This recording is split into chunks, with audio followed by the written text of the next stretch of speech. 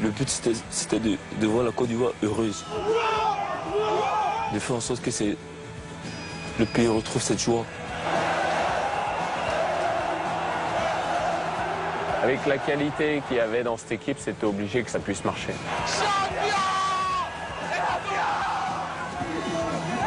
Et je suis vraiment fier parce que je suis vraiment venu pour ça.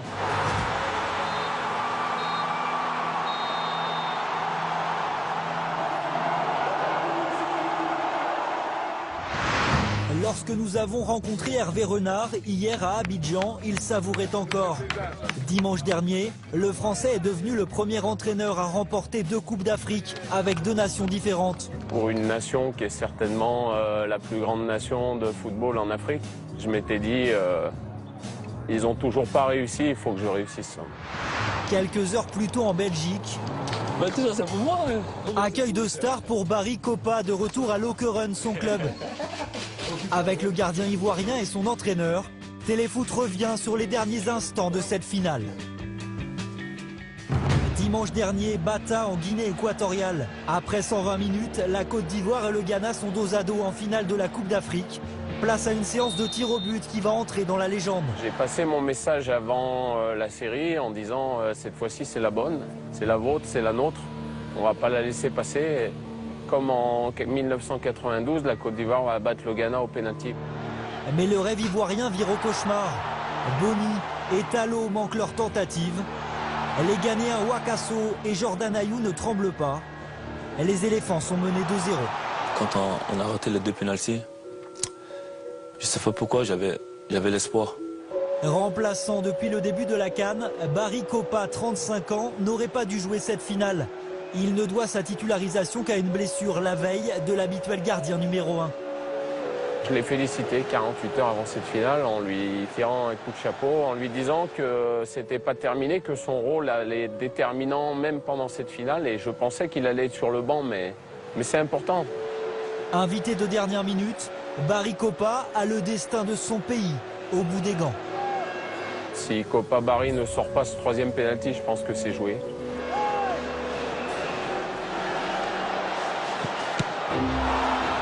Et à partir du moment où il nous redonne confiance en faisant cet arrêt fantastique, ça repart et là vous mettez la pression sur l'adversaire. Le suivant ghanéen qui est venu, je pense que je l'ai encore beaucoup déstabilisé avec des paroles très fortes. J'ai tenté le coup, soit ça passe, soit ça casse. Et là c'est passé pour nous.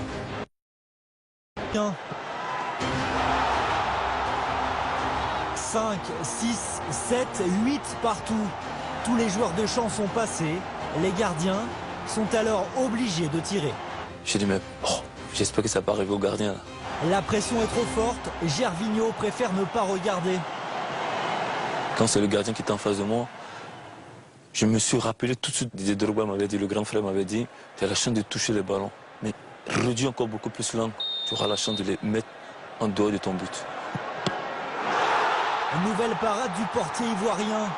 Mais Gervinho refuse de s'enflammer, car il faut encore marquer. Et Barry Kopa, prochain tireur, souffre de crampes. Son capitaine, Yaya Touré, s'inquiète. Je me suis dit, c'est mon tour, donc il faut que je sois bien. Et j'avais des crampes, sincèrement.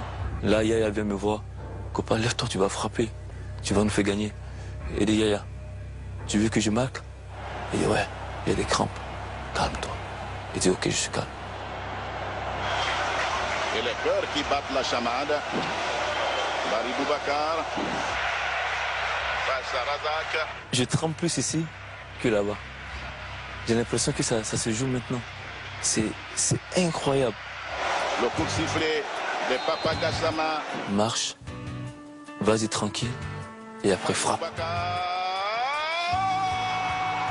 Je cours, et après je vais à l'angle, et je marche. Je dis, mais qu'est-ce qu'il y a? Parce qu'après je dis, mais qu'est-ce qu'il y a? Et je vois tout le monde qui vient.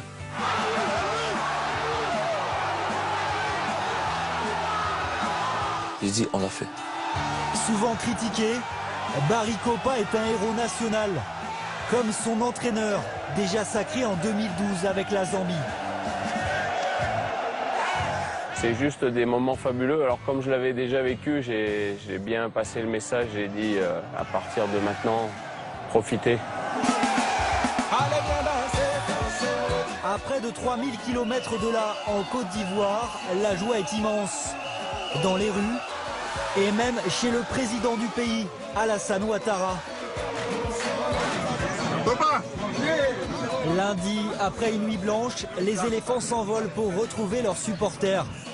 À leur arrivée à Abidjan, des centaines de milliers de personnes les accueillent. Le président Ouattara a déclaré ce lundi 9 février 2015 jour férié pour que tout le monde puisse accompagner les champions jusqu'au stade Félix Houphouët-Boigny. L'accueil, c'est magnifique. C'est magnifique.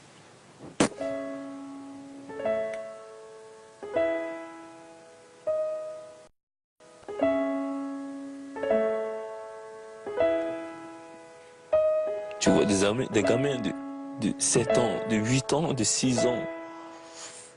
Tu vois des gens qui sont...